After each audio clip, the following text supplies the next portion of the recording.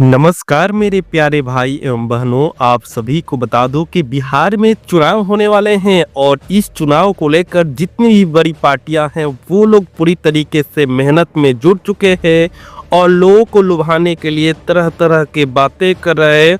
मगर नीतीश कुमार इस प्रकार पगलाए हुए हैं कि तरह तरह के योजनाएं और तरह तरह की बातें कहते हुए लोगों के भलाई के बारे में बात कर रहे हैं। आए दिन महिलाओं के खाते में 10,000 रुपया भेजने की बात हो या 125 यूनिट बिजली फ्री करने की बात हो या फिर पेंशन को 400 रुपये से बढ़ाकर 1100 रुपये करने की बात हो, सब कुछ नीतीश कुमार पूरे तरीके से खुलेआम कर रहे हैं। लग रहा है कि नीतीश कुमार अपने घर से देने वाले हैं। बिहार को पूरी तरीके से बर्बाद करने के कगार पर नीतीश कुमार लेके जा रहे हैं। आप जरा सोचिए कि जो पैसा यहाँ से खाली हो रहा है वो भरपाया कहाँ से होगा। बिहार में कोई इंडस्ट्री नहीं है, बेरोजगारी है, मगर इस पर ध्यान न देकर सिर्फ पैसा बांटने के काम कर रहे हैं। उसी के आधार पर आज ओपिनियन पोल तैयार किया हूँ। क्या इन पैसे से, इन बातों से, इन योजनाओं से क्या बिहार की जनता लुभाने वाली है या नहीं, आपको कुछ ही देर में मालूम चल जाएगा। सबसे पहले मैं आप सभी से कहूँगा कि अगर अभी तक आपने इस वीडियो को लाइक और चैनल को सब्सक्राइब नहीं किए हैं तो जल्दी से कर लीजिए। चलिए शुरुआत करेंगे सबसे पहले पटना से। तो पटना में टोटल विधानसभा सीटों की संख्या 14 है और यहाँ पे किसी पार्टी को 14 हैं और यहाँ पे आरजेडी खाते में 8 सीटें, बीजेपी खाते में 5 सीटें और जन स्वराज के खाते में 1 सीटें देखने को मिल रही है। आपको मालूम है किसी पार्टी को सरकार बनाने के लिए 243 में से 122 सीटों से एक अधिक चाहिए। आइए गया जिला के बात करूँ तो यहाँ पे टोटल विधानसभा सीटों की संख्या 10 है, जिसमें से आरजेडी खाते में 5, बीजेपी खाते में भी 5 सीटें देखने को मिल रहा है। आइए आगे बढ़ते हैं। अगला आता है दरभंगा। दरभंगा में टोटल विधानसभा सीटों की संख्या 10 है, जिसमें से आरजेडी खाते में 5, बीजेपी खाते में 4, जन स्वराज पार्टी खाते में 1 सीटें देखने को मिल रहा है। फटाफट करेंगे, मैं आपका ज़्यादा समय नहीं लेने वाला हूं। आप इस वीडियो को देखने के बाद आपको यह अंदाज़ा लग जाएगा कि बिहार में किसकी सरकार बनने वाली है।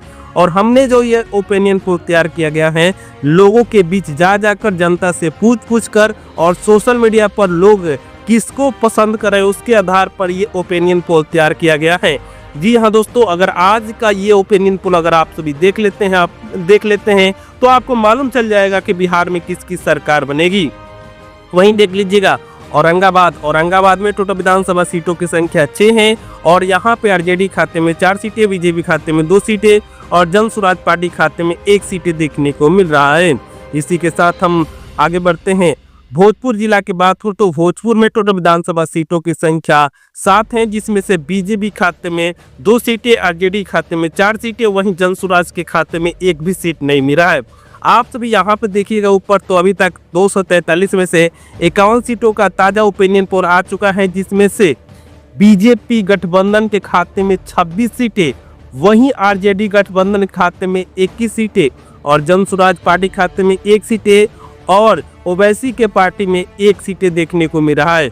तो कहीं ना कहीं नीतीश कुमार जो लुभाने का काम किए हैं वो यहाँ पे दिखाई दे रहा है, लेकिन ज़्यादा लोग लुभने वाले नहीं हैं। नीतीश कुमार को काफ़ी दिनों से लोग देख रहे हैं। नीतीश कुमार ने बिहार के लिए बहुत अच्छा काम किया है, लेकिन अब किसी और व्यक्ति को आने की मौका मिलना चाहिए। नीतीश कुमार कुर्सी छोड़ने के लिए तैयार नहीं है, मगर बिहार की जनता अब नीतीश कुमार को कुर्सी से उखाड़ फेंकने की काम करे, क्योंकि जिस प्रकार बिहार में बेरोजगारी बढ़ी है उस पर नीतीश कुमार कुछ भी ध्यान नहीं दे रहे हैं। आइए गोपालगंज जिला की बात करूँ तो गोपालगंज जिला में टोटल विधानसभा सीटों की संख्या 6 है, जिसमें से बीजेपी खाते में 3, वहीं आरजेडी खाते में भी 3 सीटें देखने को मिल रहा है। तो यहाँ पे भी देख लीजिए, यहाँ पे भी नीतीश कुमार काफ़ी तेजी से आगे बढ़ते हुए दिखाई दे रहे हैं, लेकिन तेजस्वी यादव पीछा छोड़ने वाले नहीं हैं। आपको अंत में मालूम चल जाएगा कि किसकी सरकार बनने वाली है। देखिए यहाँ पे गोपालगंज हम लोग देख लिए और गोपालगंज के बाद हम देखते हैं नालंदा में टोटल विधानसभा सीटों की संख्या यहाँ पे देख लीजिएगा 7 सीटें हैं, जिसमें से बीजेपी खाते में 4, आरजेडी खाते में 3 और जन स्वराज के खाता तक नहीं खुलने वाला है। जो जन स्वराज काफ़ी मेहनत कर रहे हैं बिहार में, लेकिन यहाँ पे जो स्थिति है वो काफ़ी नाजुक है, क्योंकि यहाँ पे नीतीश कुमार और आरजेडी यानी कि नीतीश कुमार और तेजस्वी यादव में ही लड़ाई होने वाला है। और बाकी यहाँ पे जो जन स्वराज के जो सूत्रधार है प्रशांत किशोर, वो भी कुछ तो सीट लेकर जाएंगे ही हैं। देख लीजिए, बीजेपी के यहाँ पे 4 सीटें, आरजेडी को 3 सीटें देखने को मिल सकता है। आइए आगे बात करूँ मधेपुरा में टोटल विधानसभा सीटों की संख्या 4 हैं, जिसमें से बीजेपी खाते में 2 सीटें, प्रशांत किशोर के खाते में भी 2 सीटें देखने को मिल रहा है। आइए आगे बढ़ते हैं बेगूसराय में टोटल विधानसभा सीटों की संख्या 7 है, जिसमें से बीजेपी के खाते में 2, आरजेडी खाते में 3 और जन स्वराज पार्टी खाते में 1 सीटें देखने को मिल रहा है। काफी तेजी के साथ यहाँ पे आप सभी देख लीजिए बीजेपी आगे बढ़ते हुए दिखाई दे रही है। वहीं मधुबनी की बात करूँ तो मधुबनी में टोटल विधानसभा सीटों की संख्या 10 है और 10 में से बीजेपी खाते में 4, आरजेडी खाते में 6 और जन स्वराज का खाता तक नहीं खुला है। तो अब यहाँ पे टोटल सीटों की संख्या 243 में से 89 सीटों का ओपिनियन पोल आ चुका है, जिसमें से बीजेपी गठबंधन खाते में 43, वहीं आरजेडी गठबंधन खाते में 40 सीटें और जन स्वराज के पार्टी खाते में 4 सीटें और ओवैसी जी के खाते में 2 सीटें देखने को मिल रहा है। वही सीतामढ़ी की बात करूँ तो सीतामढ़ी में टोटल विधानसभा सीटों की संख्या 8 है, जिसमें से बीजेपी खाते में 4 और आरजेडी खाते में भी 4 सीटें देखने को मिल रहा है। कटिहार की बात करूँ तो कटिहार में टोटल विधानसभा सीटों की संख्या 7 है, जिसमें से बीजेपी खाते में 3, आरजेडी खाते में भी 3 सीटें देखने को मिल रहा है और यहाँ पे जन स्वराज भी यहाँ पे 1 सीटें ले सकती हैं। सीवान जिला के बात करूँ तो सीवान जिला में टोटल विधानसभा सीटों की संख्या 8 है, जिसमें से बीजेपी खाते में 3, आरजेडी खाते में 5 और जन स्वराज पार्टी खाते में 1 भी सीट देखने को नहीं मिल रहा है। और इसी के साथ 243 में से 112 सीटों का ओपिनियन पोल आ चुका है, जिसमें से 53 सीटें यहाँ पे बीजेपी खाते में और 52 सीटें आरजेडी खाते में और 5 सीटें जन स्वराज के खाते में और 2 सीटें ओवैसी जी के खाते में देखने को मिल रहा है। सहरसा जिला की बात करूँ तो सहरसा जिला में टोटल विधानसभा सीटों की संख्या 4 है, जिसमें से बीजेपी खाते में 2, आरजेडी खाते में भी 2 सीटें देखने को मिल रहा है। वैशाली जिला की बात करूँ तो वैशाली जिला में टोटल विधानसभा सीटों की संख्या 8 है, जिसमें से बीजेपी खाते में 3, आरजेडी खाते में 4 और जन स्वराज का खाता तक नहीं खुल रहा है। जहानाबाद की बात करूँ तो जहानाबाद में टोटल विधानसभा सीटों की संख्या 3 है, जिसमें से बीजेपी खाते में 2, आरजेडी खाते में 1 सीटें। दोस्तों इसी के साथ आप लोग देख लीजिए 243 में से 127 सीटों का ओपिनियन पोल आ चुका है, जिसमें से 60 सीटें यहाँ पे बीजेपी खाते में जबकि 59 सीटें आरजेडी खाते में। तो कहीं ना कहीं जो इस बार चुनाव होने वाला है जबरदस्त टक्कर का होने वाला है। यहाँ पे नीतीश कुमार ने आए दिनों जो घोषणा किया है, इससे बहुत सारे लोग प्रभावित भी हैं और इसी प्रभाव में आकर कि हमने नीतीश कुमार का नमक खाया है, इसी के चलते कुछ वोट मिलने वाला है और इसीलिए टक्कर में है। नहीं तो कोई व्यक्ति इनको पसंद नहीं कर रहा था और इस बार तेजस्वी यादव पूरी तरीके से जीत हासिल कर सकते थे, मगर इस बार नीतीश कुमार ने जो लास्ट में खेला किया है वो काफ़ी ही दिलचस्प बना दिए हैं। मगर देखिए अंत में आपको मालूम चल जाएगा कि बिहार में किसकी सरकार बनेगी। इसी के साथ नवादा की बात करूँ तो नवादा में टोटल विधानसभा सीटों की संख्या 5 है, जिसमें से बीजेपी खाते में 2, आरजेडी खाते में 2 और जन स्वराज पार्टी खाते में 1 सीटें देखने को मिल रहा है। भागलपुर की बात करूँ तो भागलपुर में टोटल विधानसभा सीटों की संख्या 7 है, जिसमें से बीजेपी खाते में 3, आरजेडी खाते में भी 3 सीटें देखने को मिल रहा है और 1 सीटें यहाँ पे ओवैसी के खाते में भी देखने को मिल सकता है। जमुई की बात करूँ तो जमुई में टोटल विधानसभा सीटों की संख्या 4 है और 4 में से बीजेपी खाते में 1, आरजेडी खाते में 2 और 1 सीटें जन स्वराज के खाते में देखने को मिल सकता है। समस्तीपुर की बात करूँ तो समस्तीपुर में देख लीजिए कांटे का टक्कर होने वाला है। 10 सीटें हैं, जिसमें से बीजेपी खाते में 4, आरजेडी खाते में 5 सीटें देखने को मिल सकता है। बांका जिला की बात करूँ तो बांका जिला में टोटल विधानसभा सीटों की संख्या 5 है, जिसमें से बीजेपी खाते में 3, आरजेडी खाते में भी 2 सीटें देखने को मिल सकता है। रोहतास की बात करूँ तो रोहतास में टोटल विधानसभा सीटों की संख्या 7 है, जिसमें से बीजेपी खाते में 3, आरजेडी खाते में भी 3 सीटें देखने को मिल सकता है। सुपौल जिला की बात करूँ तो सुपौल जिला में टोटल विधानसभा सीटों की संख्या 5 है, जिसमें से बीजेपी खाते में 3, आरजेडी खाते में 2 सीटें देखने को मिल सकता है।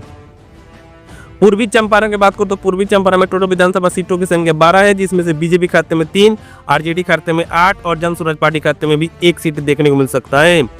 अररिया की बात करूँ तो अररिया में टोटल विधानसभा सीटों की संख्या 6 है, जिसमें से बीजेपी खाते में 2, आरजेडी खाते में 4 सीटें देखने को मिल सकता है। किशनगंज के बात करूँ तो किशनगंज में टोटल विधानसभा सीटों की संख्या 4 है, जिसमें से बीजेपी खाते में 1, आरजेडी खाते में 2 और जन स्वराज पार्टी खाते में 1 सीटें देखने को मिल सकता है। अरवल जिला की बात करूँ तो अरवल में टोटल विधानसभा सीटों की संख्या 2 है, जिसमें से बीजेपी खाते में 1, आरजेडी खाते में 1 सीटें देखने को मिल सकता है। मुंगेर की बात करूँ तो मुंगेर में टोटल विधानसभा सीटों की संख्या 3 है, जिसमें से बीजेपी खाते में 1 और आरजेडी खाते में 2 सीटें देखने को मिल सकता है। सारण की बात करूँ तो सारण में टोटल विधानसभा सीटों की संख्या 10 है, जिसमें से और यहाँ पे थोड़ा सा टाइपिंग मिस्टेक है, 10 में से यहाँ पे बीजेपी को अधिक से अधिक सीटें मिल सकती हैं, लगभग 8 सीटें यहाँ पे टाइपिंग मिस्टेक है, और आरजेडी खाते में 2 सीटें मिल सकती हैं। शेखपुरा की बात करूँ तो शेखपुरा में टोटल विधानसभा सीटों की संख्या 2 है, जिसमें से बीजेपी खाते में 1 और आरजेडी खाते में भी 1 सीटें देखने को मिल सकती हैं।